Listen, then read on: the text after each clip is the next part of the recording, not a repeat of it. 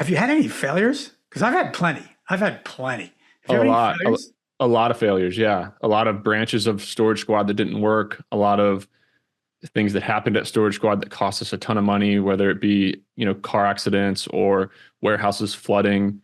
Some things that are super, super stressful and had our business on the brink of just not happening anymore.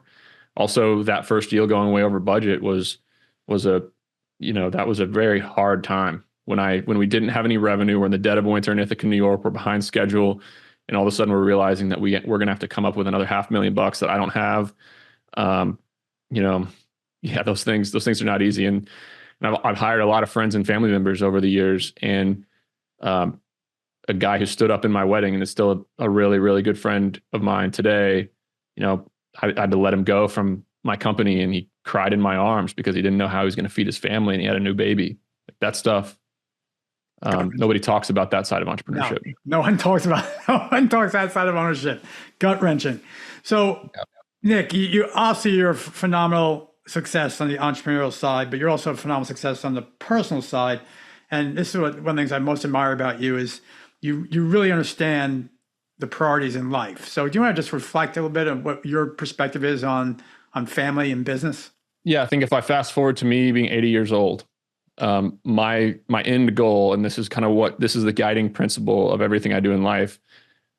Look, business is really fun. I'm addicted to it. It's like gambling with the odds in your favor. And I love building teams. I love positively impacting people. I'll never stop.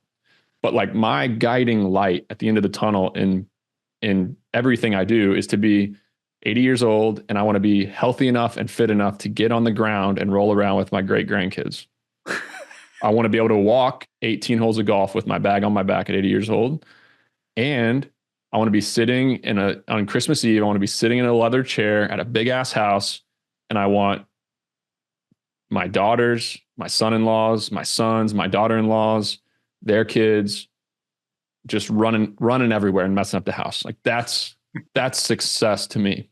So, yeah, I got up this morning and after I dropped my son off at school, I went and I ran hills. Wasn't fun. Sure as hell wasn't fun. Then I got in the sauna. Fun. It's definitely not fun dealing with a 4-year-old boy who just wants his little sister or his big brother to be pissed off. Like, he's not happy unless they're crying. It's not fun being in the trenches of doing some of these things, but it's all that really matters to me in life is kind of the family and the mark I leave on the people around me. Well, your 4-year-old son sounds like the young Nick Huber who was just had all the energy and didn't stop. I don't know if they can edit a picture on this podcast if you're watching, but I'll show you a picture of him. He's got a mullet, wears high white socks. He's a modern day hockey player. I don't know. He just wants to fight. That is awesome. That is awesome. Nick, you mentioned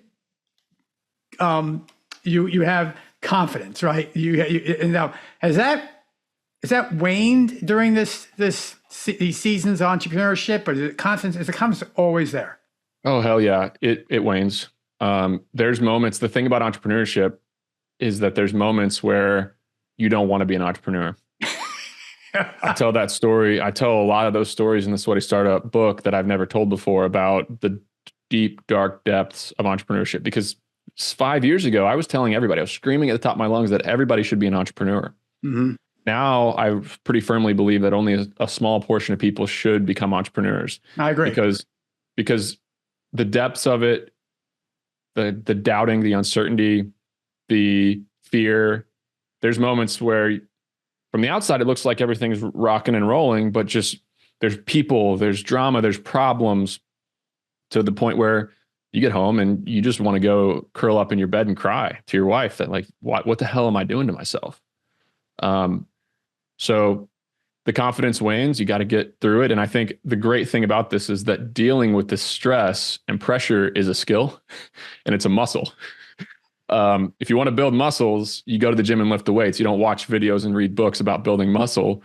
The same goes for stress and dealing with uncomfortable situations. Like, you want to get better at cold calling. What's the best way to get better at cold calling? You pick up the phone and dial, and you get used to people saying no. So luckily, I've dealt with so much stress and hardship in my life that pretty stressful things now don't really bother me.